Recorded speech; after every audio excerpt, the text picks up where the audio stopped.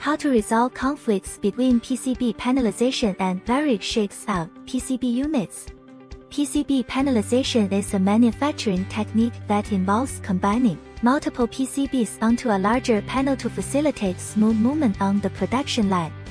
It is widely used to optimize and improve the efficiency of producing small or irregularly shaped PCBs.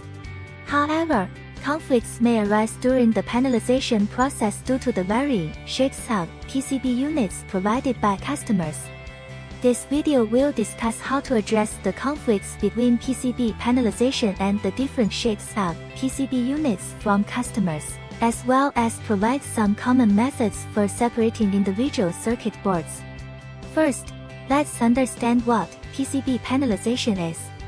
PCB panelization is a manufacturing technique where multiple PCBs are combined on a larger panel for better handling and assembly on the production line.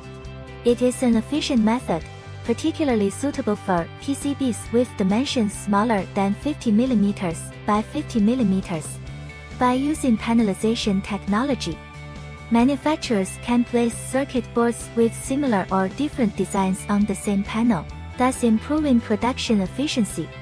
Once the production is complete, these circuit boards can be easily separated from the panel to meet customer requirements. Over time, the size of PCB panels has been gradually increasing, and this trend is expected to become a major direction in the industry. Previously, the common size of the raw material board was 36 mm by 48 mm.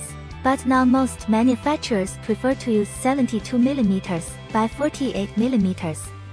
And the working panel has achieved twice the size growth.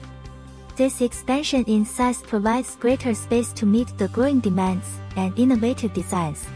This trend reflects the PCB industry's efforts in pursuing higher performance and more complex circuit layouts. At the same time, it offers manufacturers increased flexibility and opportunities to enhance production efficiency.